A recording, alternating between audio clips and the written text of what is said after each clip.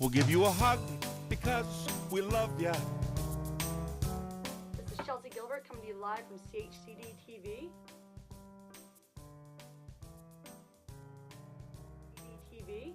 We have Gary Spicers with us.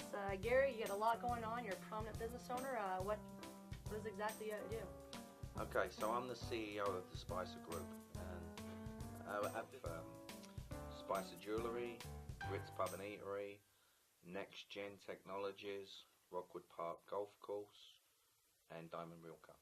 Okay, and you're a part of Tech Canada? For about 6 years. And what was the main reason you became a Tech member? A friend of mine who was in Tech, Dirk de Winter, told me it'd been very good for him, and he recommended me joining.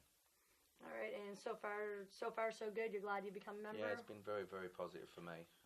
It's made me get more structure, put the right people in the right places, stop micromanaging, let people do their jobs. It's been extremely helpful.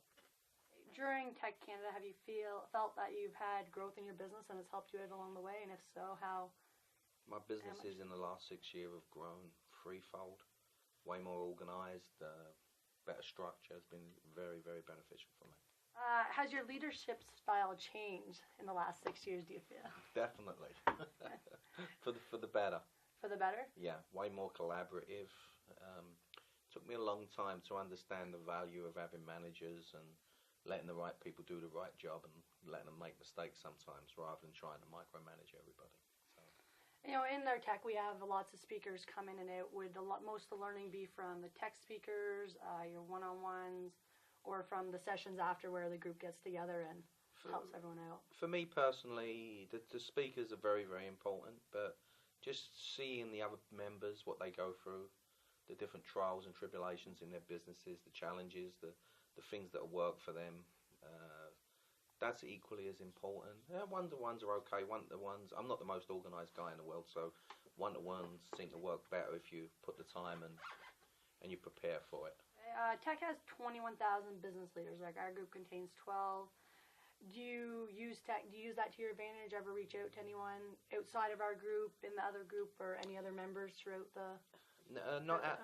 Only there's 2 groups in New Brunswick, and I have some friends in the other group, not the group I'm in, and I've reached out to them on several occasions and still do. Yesterday I did. There's people in my group I reach out to. I wouldn't say on a regular basis, but they're there if you need them.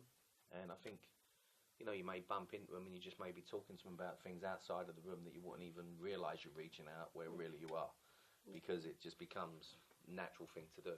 So, and you have conversations with them that I wouldn't have with other people because they know what's going on with them. And on the motivationally speaking part, Gary, you had a young family. You believe you moved to Canada and started with very, very little. Yeah, I didn't have nothing. Now you've created quite a few establishments and keep growing continually.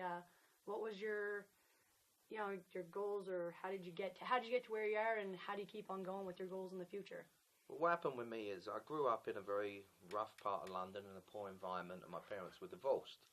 But my father was a business guy, and I grew up in literally, the school I went to, no one even had a new car. Like, no families would have new cars. Everybody rented accommodation. But my dad had a fairly good-sized company, not that we see any of the money of it, because he didn't give my mother any money. But I used to go away with him, and we'd go to his friends' houses who had Rolls Royces and lived in mansions. So from when I was a kid, I didn't like my lifestyle, and my goal was always to make money. So what's driven me? To make money, because I like nice things. So, and then you realise along the way, you think that's what it is, but it's not. I like to grow things. I like new things. I'm not good at consistency.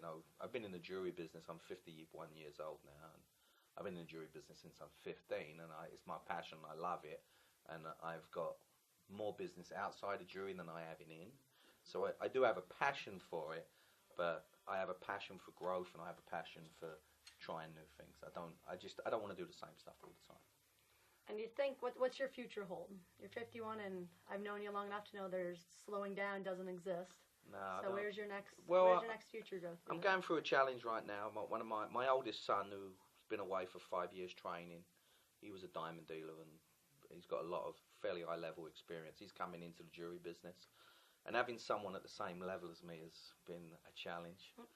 But where I have outside interest, it's made it better. What do we plan?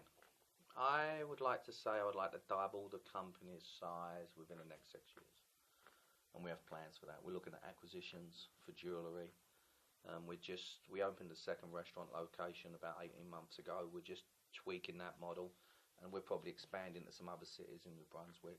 And the property development, the real estate side, we're just finishing off a 14,000 square foot building now, and I'm looking around for the next one to do. So I just need to do it in less time. I used to work 100 hours a week. I can do my job now within 20 hours a week because we've got the right people in the right places. So whatever I take on, I don't want it to be any more than 40 hours a week. Because at 51, I've probably worked more than most people would work in a lifetime. And I definitely want to enjoy what we've got. So. And for anyone out there maybe starting a company off or thinking about it, or, they're worried about it, you start off with one, you multiply, 6, 7, 10 different things, you're going to keep going. What would you say was the most thing you needed to keep going, or what's your best knowledge for someone out there if you had one thing to give them? Well, I don't think there's one thing. I mean, obviously, everyone's going to say you got to have hard work, blah, blah, blah. I'm a very undereducated person. I left school when I was 15. I've written an exam once. I took a boating course.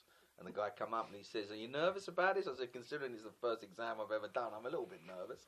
But I do believe in education. I've done a lot of self-education and being in tech. If I'd have got into this 10 years earlier, I believe I would have been a lot further ahead than I am.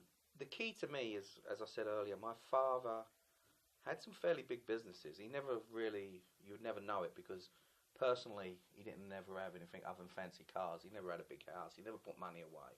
And he died broke because all he knew about was growth, and he just kept rolling the dice. And, he lost several companies of good size over the years. So for me, it's always been about keep what you've got. Never risk I don't believe in risking everything. And it's probably why I've gone into different things, I get something going well, and I'll keep that growing only as it can afford to do it.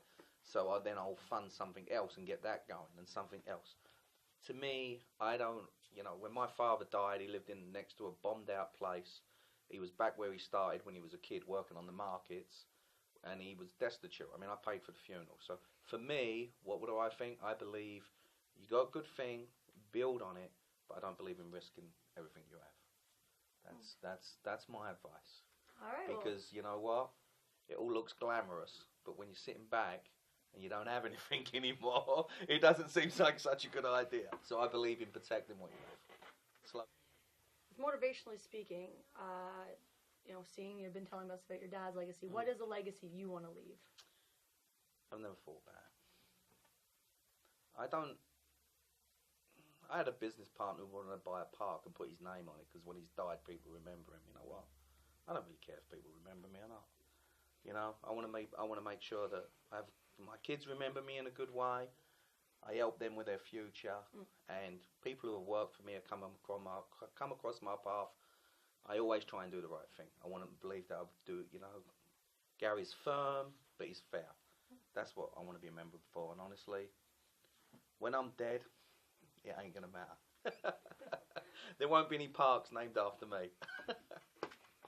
Well, I want to thank you for coming out today, Gary. You have great businesses. You have great growth. You have great growth going in the future.